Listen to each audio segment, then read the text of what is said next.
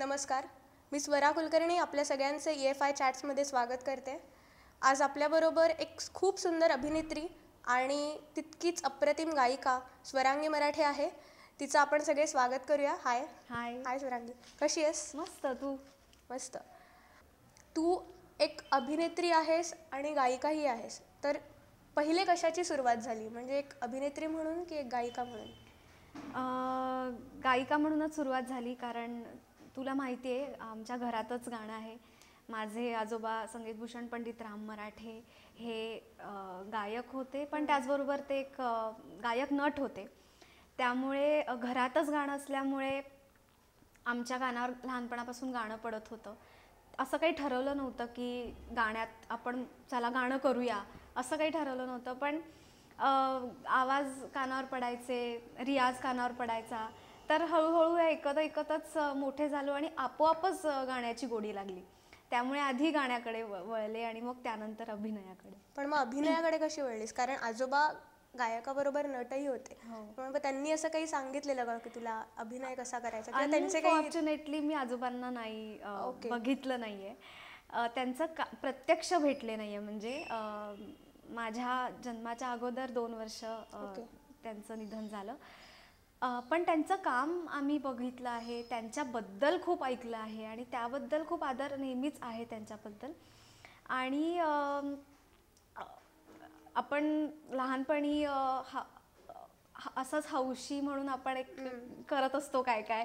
तर मी एका कार्यक्रमात गात होते आणि अतिशय मजेदार किस्सा आहे की तिथून आईबाबांबरोबर मी हार्डली सिनियर KGत वगैरे असेल त्यावेळी, आणि मी तिथून परत येत होते, पुणा स्टेशनला होतो आणि पुणा स्टेशनला मला सई परांजपे भेटल्या. सई परांजपे, मला माहीत नाही ही बाई खूप आणि किती मोठी आहे ही बाई, आणि बाबांना ओळखत होत्या. तर त्या मला असंच बाबांना म्हणाल्या की ही तुझी मुलगी आहे का, हिला उद्या घेऊन ये. त्यांचं नॅशनल चॅनलवर एक बालदूत नावाची लहान मुलांकरता सिरियल चालू होती, हेही मला कोणालाच माहीत नव्हतं. आम्ही गेलो आणि तिथे गेल्यावर असं कळलं की असं काहीतरी चालू आहे आणि हा कॅमेरा आहे, आणि सगळं खूप नवीन होतं माझ्यासाठी. पण झालं, ती पहिली सिरियल होती आणि पहिलीच एवढ्या छान डायरेक्टरबरोबर काम करायची संधी मिळाली आणि तिथून माझी सुरुवात झाली. ओके. पण मग काय जास्ती आवडतं, एक गाणं की ॲक्टिंग? मला गाणं जास्ती आवडतं. आणि गाण्याचा रियाज कसा झाला, म्हणजे बाबांकडनंच शिकलीस तू? तुझे बाबाही खूप मोठे गायक आहेत, मग कसं रियाज कसा झाला, बालपण कसं गेलं तुझं? कारण एवढं छान घर आहे तुमचं, घरातच गाणं तू म्हणालीस तसं. कसा होता लहानपणीचं बालपण, कसं गेलं तुझं? खूप छान गेलं. आम्ही तुला मी मगाशी सांगितलं तसं आम्ही ऐकत मोठे झालो आणि असं काही ठरवलं नाही कधी की आपल्याला चला आपल्याला गाण्यात करिअर करायचं आहे. पण आम्हाला घरून एक सांगितलं होतं की ही गाणं, ही एक जी गोष्ट तुम्ही ऐकताय ती एक चांगली गोष्ट आहे, तर तुम्ही ती करा. एक संस्कार म्हणून, की आपण घरी रामरक्षा म्हणतो, संध्याकाळी देवाला हात जोडतो, तसं तुम्ही हे म्हणा. आणि आपोआप आम्हाला गोडी लागत गेली. आणि मग असंच कधी तबल्याची मुलं आली तर मग आम्ही त्यांच्याबरोबर बसायचो, किंवा असं काही सिरियसली तेव्हा व्हायचं नाही. आणि मग हळूहळू मी आधी वडिलांकडे शिकले, त्याच्यानंतर जरा घरी वडिलांकडे असल्यामुळे इकडे टिवल्या बावल्या कर किंवा असं व्हायचं. त्याच्यानंतर मी श्री प्रदीप नाटेकर यांच्याकडे शिकले आणि आता गेली 5 वर्ष मी डॉक्टर विदुषी अश्विनी भिडे देशपांडे यांच्याकडे जयपूर अत्रवली घराण्याचं शिक्षण घेते. त्यांच्याबरोबरचा एक्सपिरियन्स कसा आहे, त्या कशात? कारण अश्विनी भिडे देशपांडे या खूप मोठ्या गायिका आहेत, आपल्याला माहिती आहेत सगळ्यांना. तर इतक्या मोठ्या गायकाकडे शिकणं, तर त्या नुसत्या मोठ्या गायक नाही, म्हणजे गुरु म्हणून कशा आहेत, आणि तू त्यांच्याबरोबर प्रोग्राम्सला वगैरे जातेस, मागे साथीसाठी बसतेस, कसा आहे एक्सपिरियन्स? माझं खूप मोठं भाग्य आहे की मला आज त्यांच्याकडे गाणं शिकायला मिळतंय. जयपूर अत्रवली घराण्याचं एक शास्त्रोक्त शिक्षण मला त्यांच्याकडून घ्यायची संधी मिळते आहे, माझ्यासाठी खूप मोठी गोष्ट आहे. एक गुरु म्हणून तर त्या खूप ग्रेट आहेतच, पण एक माणूस म्हणूनही त्या तितक्याच ग्रेट आहेत. आणि फक्त गुरु शिष्याचं असं नाही आहे आमचं नातं, त्या आम्हाला बऱ्याच गोष्टी शिकवून जातात गाण्याच्या व्यतिरिक्तही. आणि आमच्या पर्सनॅलिटीमध्ये त्याच्यामुळे खूप बदल झाले आणि त्यांच्याकडून खूप गोष्टी आम्हाला शिकायला मिळतात की असंही नाही की त्या खूप शिस्त आहे त्यांची. म्हणजे ऑब्व्हियसली तुम्ही गाण्यातली शिस्त तर आहेच, पण त्या आम्हाला बरेच वेळा सांगतात की तुम्ही फक्त तेवढंच करू नका, तुम्ही इतरही गोष्टी करा, बाजूला काय चाललंय ते करा, सिनेमा बघायला जा. हे त्या आम्हाला वेस्टर्न ऐकून दाखवतात किंवा आम्हाला सांगतात यूट्यूबवर हे खूप छान आलंय, तुम्ही ते ऐकलत का. तर जसं आम्ही जुन्या लोकांचं गाणं ऐकतो किंवा क्लासिकल ऐकतो, तसंच आम्ही नवीन सुद्धा ऐकतो आणि असा गुरु मिळणं हे आम्ही खूप लकी आहोत, खूप जास्त लकी. म्हणजे हे तुझ्या इतर गोष्टींच्या दृष्टीने, म्हणजे तू आता इतकी चांगली अभिनेत्री आहेस, तर हे खूप चांगलं आहे असं मला वाटतं. अश्विनीताईंनी असा कधी विरोध केला नाही की तुम्ही हे करू नका, तुम्ही गाणं करताय तर तुम्ही ते करू नका. तर आम्हाला त्यामुळे आम्ही खूप फ्री आहोत. आणि पहिला परफॉर्मन्स कधी दिलास, म्हणजे लाईव्ह गाण्याचा? आधी अगदी लहानपणापासून काही मी क्लासिकल गात नव्हते. अशाच स्पर्धांमधून वगैरे गायचे मी. आणि पहिलं असं गाणं मला आठवतंय की मी पुण्यात बालगंधर्वमध्ये प्रवेश सादर होणार होते. तिथे मी सगळ्यात लहान होते आणि सवेश सादर करायचे होते, म्हणजे वेश. तर तेव्हा मी नरवर कृष्णासमान म्हटलं होतं, पूर्ण नऊवारी नेसून. आणि त्यावेळी मला पुण्यात वन्स मोर मिळाला होता. पुण्यात मी पुण्याच्या लोकांबद्दल काही बोलले असेल तर, पण पुण्यात वन्स मोर मिळाला होता. तो तसा लक्षात राहण्यासारखा माझा पहिला परफॉर्मन्स होता. तू ॲक्ट्रेस आहेस हे माहिती आहे बऱ्यापैकी लोकांना, म्हणजे तुला ॲक्टिंग करतेस, तू वेगवेगळ्या पिक्चर्समधनं सिरियल्समधनं पाहिल्यास म्हणून ओळखतात लोक. पण ॲज कम्पेअर्ड टू दॅट तू एक गायिका आहेस हे खूप कमीपेक्षा या फील्डमधल्या लोकांना माहीत असलं तरी इतर लोकांना माहिती नाही आहे. तर का असं तुला काय वाटतं, म्हणजे याबद्दल काय वाटतं? असं वाटतं की लहानपणापासून आभाळमाया किंवा ह्याच्यामुळे लोक कसं आहे की हे दिसतंय, ॲक्टिंग हे दिसतंय, त्या कम्पॅरिझनमध्ये तुम्ही क्लासिकलच्या ज्या मैफिली करता ते तुम्हाला दिसत नाही ह्या दृष्टीने. तर त्यासाठी आणि आभाळमयापासून जी लोक मला बघत आली आहेत त्यांना त्याच्यामुळे मी खूप फेमस झाले. मग त्याच्यानंतर मिशन काश्मीरमध्ये मी काम केलं आणि लोकांना त्यामुळे तेवढंच माहिती आहे की मी ते करते. पण ज्या लोकांना आजोबा माहिती आहेत त्या लोकांना नक्कीच अपेक्षा असतात की ही मुलगी गातही असणार आहे. आणि त्यामुळे तू म्हणतेस तसं हे ह्या कमी लोकांना माहिती आहे खूप की मी गाते. पण मग आपल्या वयाची जी मुलं आहेत किंवा यंग जनरेशन, आता खूप जण हे म्हणतात की किंवा मोठे गायक किंवा मोठी माणसं की आजकालची मुलं क्लासिकल ऐकत नाहीत, क्लासिकल गात नाहीत. पण तुमच्यासारखे आर्टिस्ट जेव्हा हे करतात तर ह्याबद्दल काय म्हणणं आहे, तू काय सांगतेस? कारण तुमच्यासारखे खूप आर्टिस्ट आहेत पण ते समोर येत नाही आणि मग लोकांचं एक असं झालेलं असतं की क्लासिकल नाही करत आजकालची मुलं. असं तर मला अजिबात वाटत नाही की क्लासिकल करत नाहीत किंवा ऐकत नाहीत लोक. खूप अशी मुलं आहेत जी करतायत क्लासिकल आणि सिरियसली करतायत. फक्त जी प्रकाश झोतात येतात ना ते ज्यांनी यायला पाहिजे ती लोक येत नाही आहेत. माझ्या बाबतीत नाही म्हणते मी, खूप चांगली चांगली रियाज करणारी आज तयारीची मुलं आहेत जी घरी बसली आहेत आणि जी खूप खऱ्या प्रामाणिकपणे रियाज करून गाणं करतायत, पण ती येत नाही आहेत प्रकाश झोतात. तर ह्याच्याबद्दल खूप वाईट वाटतं. ओके. आणि कधी असं नाही वाटलं की लाईट म्युझिकमध्ये आपण म्हणजे कधीतरी गायली असतील ती गोष्ट वेगळी, पण आपण ह्यातही करिअर करावं, दोन्ही सांभाळावं? लाईट म्युझिक मला शिकायला आवडेल. मी सेमी क्लासिकल गाते, म्हणजे ठुमरी किंवा असं. मला गझल खूप आवडतं, तर मला त्यात शिकायची इच्छा आहे. लाईट म्युझिक गाणं ही खूप सोपी गोष्ट नाही आहे.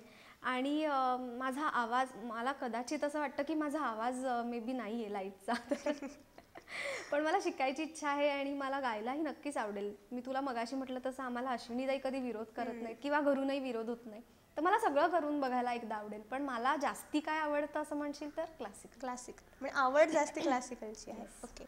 असा कुठचा अनुभव आहे तुझा की एखादी मैफिल आहे वेगळा काहीतरी किंवा एखाद्या गुरुकडनं खूप चांगली दाद मिळाली किंवा काही तुला खूप लक्षात राहील असा गायनाच्या बाबतीतला? मगाशी मी तुला सांगितलं तसं की पुण्याला मला लहानपणी, आणि मी अवघा रंग जेव्हा नाटक करत होते तेव्हा मला एक एक्सपिरियन्स खूप लक्षात राहिला आहे की तेव्हा मी 10वीत होते आणि 10वी असणं बिग डील. हां, आणि बोर्डची परीक्षा वगैरे हे सगळं खूप. आणि तेव्हा अगदी 2-3 महिन्यावर आले आहेत आणि माझे प्रयोग चालू होते.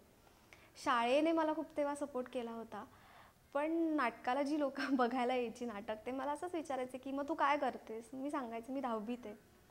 तर मला 2-3 आज्यांनी असं सांगितलं होतं की तू इथे काय करतेस, तू घरी जा आणि अभ्यास कर. तेव्हा मला म्हणजे खूप वाईट वाटलं होतं की म्हणजे माझ्याकडून होईल कसं हे सगळं. माझ्या शाळेने खूप छान सपोर्ट केला होता आणि शेवटचे 1 महिना फक्त मी अभ्यास केला होता. पण तू त्याच्यात पण चांगली आहेस खूप. मला 89 मिळाले होते 10वीत असताना. बघा, म्हणजे तिन्ही बाजू ती सांभाळते. कारण हे खूप कठीण आहे, गाणं वगैरे सगळं सोपं आहे, 89 खूप कठीण आहे. नाही, पण हे झालं गायनाचं. अभिनेत्री म्हणून कशी सुरुवात झाली? पहिले तू आभाळमायाच केलंस की त्याच्या आधी पण काही केलं होतंस? जसं तू म्हणालीस. हां, मी बालदूत केली होती. त्याच्यानंतर मला आभाळमायामध्ये एक कॅरेक्टर येणार होतं, सुधा म्हणजे सुकन्याताई जी आहे तिच्या मुलीचं, म्हणजे मनोज जोशींच्या मुलीचं. तर ते फक्त 50 ते 75 एपिसोडसाठीच होतं. त्याच्यासाठी मला विचारलं, विनय आपट्यांनी मला भेटायला बोलवलं होतं. मग मी गेले आईबाबांबरोबर आणि मग ते सुरू झालं शूटिंग. आणि ते जे चिंगीचं कॅरेक्टर होतं ते इतकं नंतर फेमस, तिचा जो आगाऊपणा असतो त्याच्यामध्ये जास्तीचा, तो इतका फेमस झाला नंतर की ते 225 वगैरे एपिसोडसाठी मग एक्सटेंड करण्यात आलं पुढे ते. तर आभाळमायापासून खऱ्या अर्थाने खूप म्हणजे लोक ओळखायला लागली आणि मग त्याच्यानंतर मी गेल्या होत्या. पण मग कसा होता एक्सपिरियन्स? म्हणजे विनय आपटे, सुकन्या कुलकर्णी, सगळीच मोठे माणसं होती, सिरियल पण ती खूप गाजली होती. ती आभाळमाया ही झी म्हणजे तेव्हा अल्फा होतं, तेव्हाची ती पहिली डेली सोप होती. सो तेव्हा सगळेच मोठे लोक होते, म्हणजे अंकुश चौधरी होता, सुकन्याताई होती, मनवा होती, मनोज जोशी होते, विनय आपटे होते, मंदार देवस्थळीचं नंतर डायरेक्शन होतं. मी तेव्हा सगळ्यात लहान होते आणि फुल लाड असायचे सुकन्याताई आणि सगळे समजून घ्यायचे. तेव्हा काही असं आत्ता जेवढं आपण कॉन्शियस असतो तेवढं तेव्हा नसतं काही. आणि सगळं नॅचरली होऊन गेलं आणि सगळ्यांनी तेव्हा खूप छान सांभाळून घेतलं. मग तेव्हा ठरवलेलंस तू, म्हणजे एवढं फेमच मिळालं लहानपणी, मग तेव्हाच असं वाटलं का कुठे की आता पुढे जाऊन आपण ऍक्टिंगच करायची? तर हे छान आहे. मी खरंच सांगू, मला काहीच कळायचं नाही. म्हणजे आई मला घेऊन जायची तेव्हा मी 4थीत वगैरे असेन आणि लोक खूप खूप अजूनही लोक मला आभाळमायाच्या चिंगी, आणि अजूनही मला हाक मारतात लोक रस्त्यावरून जाताना, चिंगी असं मला होतं, अजूनही लोक ओळखतात. तर खूप छान वाटतं. तेव्हा असं काही ठरवलं नाही मी की मला करायचं आहे, पण मी छोटं, आणि हे पण होतं की मला घरी सांगितलं होतं की अभ्यास सोडायचा नाही आपल्याला. आणि माझा पण असं स्वभाव नाही आहे की मला खूप क्रेज आहे असं माझं टचवूड झालं नाही, घरच्यांमुळे असेल. त्यामुळे मला अभ्यासाचंही तितकीच गोडी होती आणि मग तेही मला तितकंच करायचं होतं. त्यामुळे मी असं खूप त्याच्यात नाही गेले. खूप ॲक्टिंगमध्ये खूपच सिरियल्स करायला लागले आणि खूपच करायला लागले असं नाही झालं, पण मग मी ते सांभाळून केलं. आभाळमायानंतर मिशन काश्मीर कसं? आभाळमायाच्या सेटवर वरती मिशन काश्मीरचं शूटिंग चालू होतं. त्यांनी आभाळमायाचा सीन बघितला आणि जॅकी श्रॉफ होते आणि विनोद चोप्रा होते. त्यांनी बघून मग सांगितलं की ऑलरेडी सुरू झालं मिशन काश्मीरचं शूटिंग, तर हिला एक छोटासा रोल आहे. सो मी गेलो आणि झालं. आणि पण मग कसं वाटलं मूवी ग? कारण तेव्हा, आता तरी या गोष्टी आहेत खूप की आता लहान मुलं करतात, तेव्हा ही खूपच नवीन गोष्ट होती. आणि तेव्हा एवढंच माहिती होतं की तेव्हा संजय दत्त वगैरे हे माहिती होते, म्हणजे आपल्यासारख्यांना. तेव्हा मला खूप छान वाटलेलं की वाव, मी संजय दत्तला बघितलं आणि त्याच्यावर काम करते, आणि जॅकी श्रॉफ वगैरे. तेव्हा खूप छान वाटलं होतं मला. आणि तेव्हा इतकं डोकं नसतं ग की आपण एका सिनेमात, आणि तो काय स्केलवर ते सगळं असतं तेवढं डोकं नसतं. वा, मला खूप छान कपडे घालायला मिळत आहेत, जरा वेगळं दिसायला मिळतंय, हे इतक्यापुरतंच मर्यादित असतं. तेव्हा काही एवढं कळत नसतं. पण मग आता कसं वाटतंय? आता छान वाटतंय की एवढं केलं मी. तेव्हा ऋतिक रोशनचा तो म्हणजे कहो ना प्यार है रिलीज झाला होता, त्याच्या आधी ह्याचं शूटिंग चालू झालं होतं. आणि कळत नव्हतं की मुली अचानक यायला लागल्यात पोस्टर्स घेऊन आणि वेड्या झाल्यात. आणि हा बाजूला बसलाय. आणि आता मला वाटतं की मी किती मूर्ख होते. मी तेव्हा ऋतिक रोशन बरोबर एक फोटो नाही काढला. आता खूपच जाणवतं आता. मगाशी जसं तू म्हणालीस अवघा रंग एकची झाला, तर त्यात तुझ्या दोन्ही बाजू होत्या, म्हणजे गायिका म्हणून पण तू होतीस आणि एक ॲक्ट्रेस म्हणून. तर कसा होता एक्सपिरियन्स? काय वेगळे एफर्ट्स घेतलेस त्याच्यासाठी? कारण थिएटर होतं शेवटी. माझं पहिलंच नाटक होतं अवघा रंग एकची झाला आणि संगीत नाटक होतं. तर आता माझ्या डोक्यात संगीत नाटक म्हणजे मी जे आजोबांचं बघत आली आहे किंवा जी पारंपरिक आपली जी नाटकं आहेत. पण आमच्याकडे प्रभाकर पणशीकर आले होते, नाट्यसंपदा जी त्यांची संस्था आहे, त्यांनी अशोक समेळ त्यांचं डायरेक्शन होतं आणि डॉक्टर मीना नेरुळकर आहेत ज्या US ला असतात, त्यांचं लेखन, त्यांची स्टोरी त्यांनी आणली होतं. तर त्याच्यामध्ये असं एक भूमिका होती, जी मुलगी फॉरेनर आहे आणि जिला गाता येतं आणि जी अभिनय करू शकते, असं त्यांना एक कॅरेक्टर हवं होतं. तर त्यांनी मला विचारलं. तेव्हा ऑब्व्हियसली तेव्हा 10वीत वगैरे होते, तर मी खूप विचार केला होता की काय करूया, करायचं की नाही. तेव्हा मी शाळेत विचारलं. त्या शाळेतल्या लोकांनी पण, सगळ्या टीचर्सने खूप सपोर्ट केला की नाही, ती करते तर तिला करू दे, ती अशी नाही आहे की ती सोडून देईल सगळं आणि असं, तर तिला करू द्या, असं आम्ही तिला सगळी आमच्या परीने सगळी मदत करू. आणि मग ह्याच्यासाठी एफर्ट्स म्हणजे एकतर माझा ॲक्सेंट जो मला तिकडचा हवा होता, आणि त्याच्यासाठी हे असं होतं की त्याच्यात मला गायचंही होतं. जेवढ्या ताकदीने आपण, असं असतं की पहिल्या प्रेक्षकापासून शेवटच्यापर्यंत आपल्याला आवाज पोचवायचा असतो आणि आवाज सांभाळायचा आहे, कारण मला गायचं आहे लाईव्ह. ट्रॅक्सवर मी गात नव्हते. मला त्याच्यात नाट्यसंगीत गायचं होतं, मला त्याच्यात वेस्टर्न गायचं होतं, त्याच्यात मला डान्स करायचा होता आणि फुल एकदम फन लव्हिंग असं ती कॅरेक्टर होतं. आणि एका सीनमध्ये माझं असं होतं की मला हार्डली 1 मिनिटामध्ये नऊवारी साडी नेसून परत स्टेजवर यायचं असतं. आणि पहिल्यांदी तर मला इतकं घाई व्हायची ते सगळं करायला की पूर्ण वेस्टर्न कपडे घालून मी नऊवारी साडी, अंबाडा आणि गजरा, टिकली असं लावून येते. आणि तेव्हा इतक्या टाळ्या पडायच्या की एकदम सरप्राईज व्हायचं सगळ्यांना. आणि ह्याच्यासाठी मला, आणि नाटक हीच गोष्ट पहिल्यांदी मी करत होते, तर अशोक समेळांकडून मला खूप छान गोष्टी शिकायला मिळाल्या. मला चालताही व्यवस्थित यायचं नाही. स्टेजवर चालण्यापासून, बोलण्यापासून सगळ्याच गोष्टी मला त्यांनी शिकवल्या. ओरडा खाल्ला, मी खूप रडले. आणि मी ज्यांचं काम बघितलं होतं, ज्यांनी माझ्या आजोबांबरोबर काम केलं होतं, ते प्रसाद सावकार, जान्हवी पणशीकर, अमोल बावडेकर, ह्या सगळ्यांबरोबर काम, आमची एक खूप छान फॅमिली झाली होती आणि खूप नाटक ते आवडलं होतं लोकांना.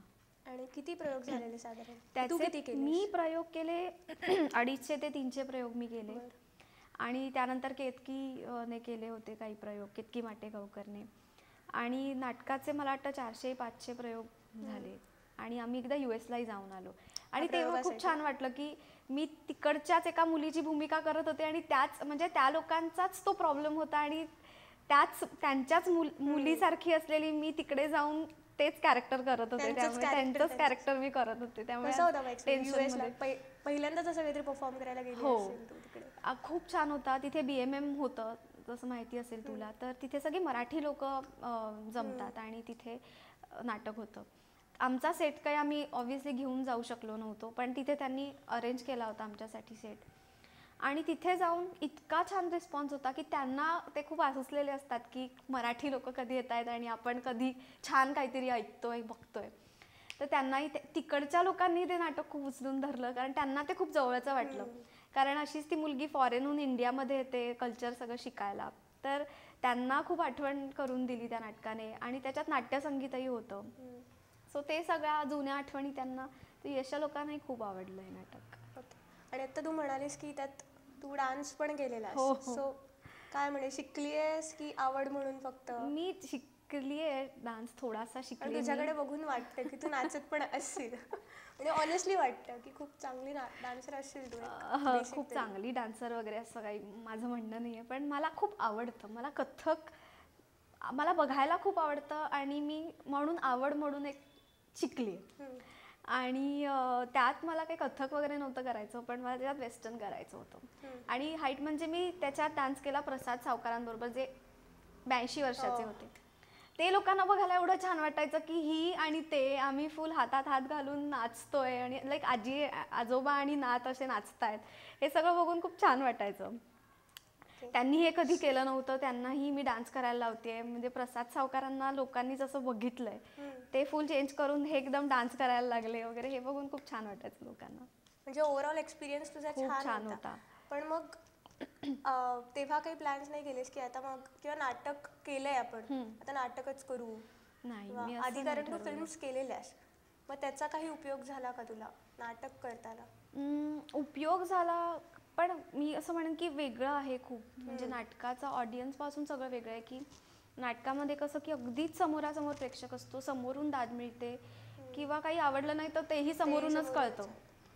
तर नाटकात काम करणं हे माझ्यासाठी म्हणजे खूप डिफिकल्ट गेलं माझ्यासाठी ते. आणि मला असं वाटतं की टोटली डिफरंट आहे. म्हणजे उपयोग होतो किंवा परिणाम होतो दोन्ही गोष्टींचा एकमेकींवर, पण शिकायला ज्या गोष्टी मिळतात त्या खूप वेगळ्या असतात. पण मग कधी ऍक्टिंगचं वर्कशॉप वगैरे केलंयस का असंच? नाही, मी ऍक्टिंगचं वर्कशॉप असं नाही केलं. जे मी करत गेले आणि जी फॉर्च्युनेटली मला खूप चांगल्या चांगल्या डिरेक्टर्स बरोबर काम करायला, जसं सई परांजपे, विनय आपटे, मंदार दादा, अशोक समेळ, आता संजलीला भन्साली, किंवा राजू पाटील, अमर प्रेम मी सिरियल केली होती. तर खरंच चांगल्या लोकांबरोबर काम करायची संधी मिळाली आणि खूप चांगल्या गोष्टी शिकत गेले. तर मी वर्कशॉप असं नाही केलं कधी. आणि काय जास्ती आवडतं, थिएटर, टीव्ही की सिनेमा? थिएटर. मी एकच नाटक केलंय, पण तेच मला एवढं पुरलं की मला एखादा खूप छान रोल आला तर मला नक्कीच करायला आवडेल. सिनेमाचं कसं आहे की ते एकदा कमी दिवसाचं असतं आणि नाटकाशी खूप अटॅचमेंट होते. आम्ही दौऱ्यांना जायचो, खूप फॅमिली झाली होती आमची एकत्र आणि खूप आम्ही एकत्र वेळ घालवायचो सगळे. तर नाटकाचं वेगळंच आहे, पण खूप मजा आणि खूप शिकायला मिळायचं. त्यामुळे सिनेमाचं आणि डेली सोपचं तर मी असं लहानपणी केलंय, पण डेली सोप मी नाही करत. म्हणजे खूपच वेळ जातो आणि मग त्याच्यामुळे माझं गाणं होऊ शकणार नाही. त्यामुळे मी डेली सोप तर सिरियल तर नाही करत आहे मी. पण मग करणारच नाही असं आहे की? सिरियल मी नाही करणार, कारण काटच वारलीस तू अगदी. कारण अगं खूप वेळ जातो आणि मग त्याच्यामुळे माझा रियाज जर का त्याच्यावर परिणाम होत असेल तर मग मी नाही करू शकत. पण हा, एखादा खूप चांगला रोल आला मला सिनेमासाठी किंवा नाटकासाठी आणि त्याच्यामुळे माझं गाणं कुठेही स्पॉइल होत नसेल तर मी नक्कीच करेन. पण मग असं तू म्हणालीस तसं की चांगली दाद मिळते तशीच वाईट, पण मग अशी कधी काही आली आहे का पटकन? कारण दोन्ही म्हणजे कलाकाराला दोन्ही हवंच असतं बरोबर आपल्या चांगल्यासाठी. तर कधी काही झालंय? वाईट दाद म्हणजे माझे आई बाबा मला कधीच ते म्हणतात ना, निंदकाचे घर असावे घरीच आहे आमच्या. घरातच. तर आई बाबांचं सोडून दे, पण असे पण खूप म्हणजे हक्काने सांगणारी पण खूप लोक होती की नाही हा, तू हे आज तुझा आवाज नाही लागला व्यवस्थित, किंवा हे तू व्यवस्थित नाही गायलीस आज, अशी सांगणारी लोक होती. आणि मला 1-2 आठवतात, असं निंदा असं नाही, पण माझी फजिती झाली होती की मी तुला मगाशी सांगितलं मी नऊवारी नेसून येते आणि त्या नऊवारीच्या सीनला मी फुल आले एकदम ॲटिट्यूडमध्ये आणि स्टेप होती, त्याच्यावरून मी पाय अडकून पडले स्टेजवर. तेव्हा मला काय करायचं कळलं नाही आणि मग मी तेच वाक्य फिरवून घेतलं की काय हे इंडियन लोकांचं, तुमचं काय हे नऊवारी पायात येतं वगैरे, असं करून मी ते वाक्य वळवून घेतलं. तेव्हा ऑडियन्समधून एकदम वेगळा रिस्पॉन्स आला की काय, म्हणजे ही एक फजिती झाली होती.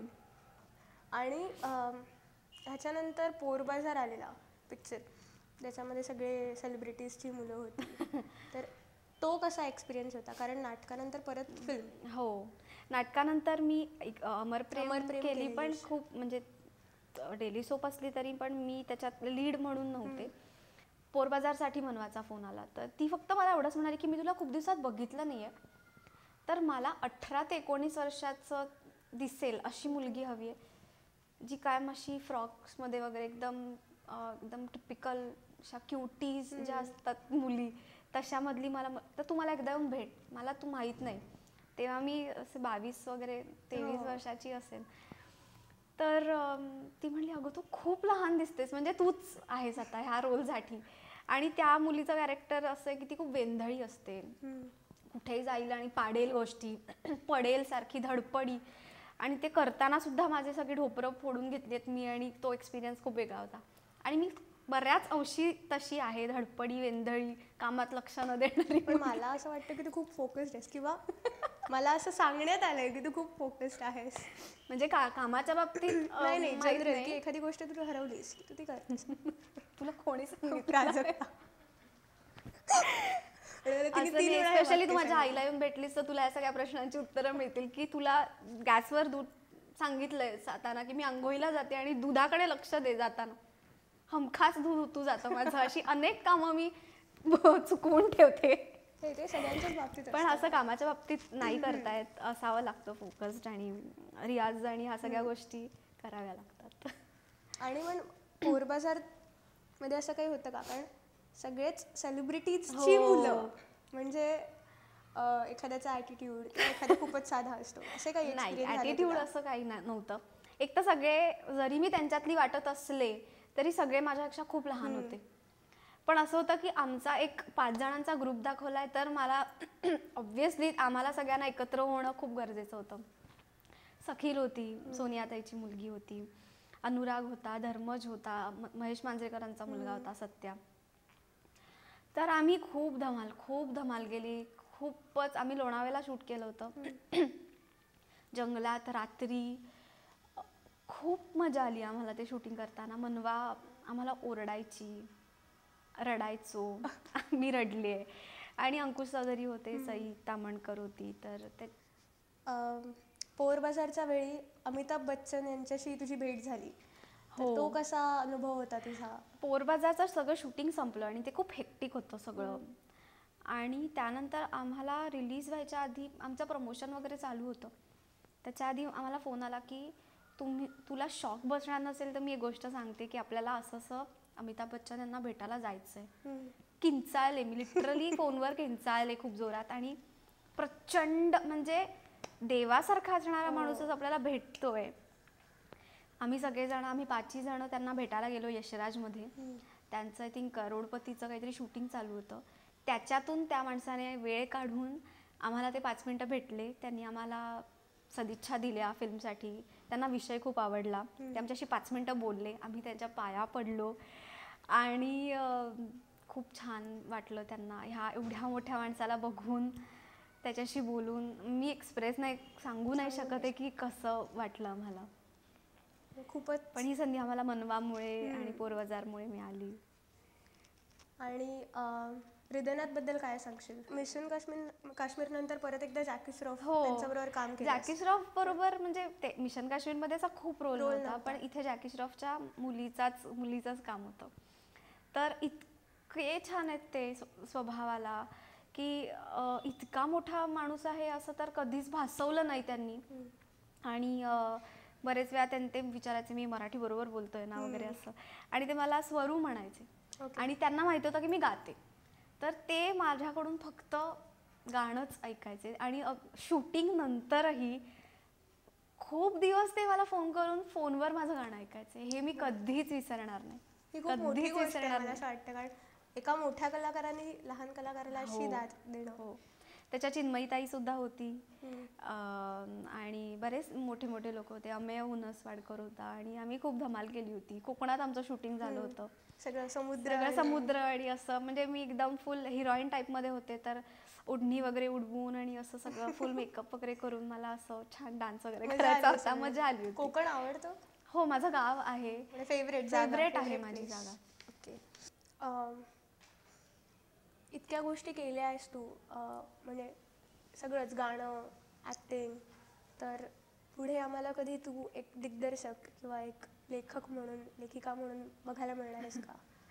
माझं असं काही ट्रेनिंग झालेलं नाही आहे, दिग्दर्शनाचंही नाही आणि इवन ॲक्टिंगचंही माझं काही ट्रेनिंग झालेलं नाही आहे. पण मला लिहायला खूप आवडतं आणि मी लिहित असते, पण ते माझ्यापुरतंच किंवा घरच्यांपुरतंच मर्यादित असतं. मला खूप छान विषय आवडतात लिहायला आणि मग मी ते वाचून दाखवते. इतक्यापुरतंच मर्यादित आहे, पण मला लिहायला खूप आवडेल पुढे जाऊन. लेखिका म्हणून ते येऊ शकते. नाही, म्हणजे असा विचार खूप केलेला नाहीये त्याच्याविषयी, पण आवडेल मला. आणि बाकी काय आवडतं म्हणजे घरात किंवा इतर काय आवडी-निवडी आहेत तुझ्या? जेवण बनवणं किंवा असं काही वेगळं? मला फिरायला खूप आवडतं, मला वाचायला आवडतं, मला मूव्हीज बघायला खूप जास्त आवडतं आणि वेगवेगळ्या रेसिपीज करायला खूप आवडतं. म्हणजे सुगरण होणार आहेस तू. सुगरण असं नाही, पण मला बिघडलेले पदार्थ करायला आवडतात, म्हणजे नीट करायला आवडतात की जे आपल्याला नाही करतायत ते करून बघायचं. म्हणजे दुसऱ्याच्या चुकांमधलं कसं मी परफेक्ट करू शकते. असं नाहीये, पण छान आहे. मला पण काहीतरी कधीतरी मिळेल छान खायला. मिळेल.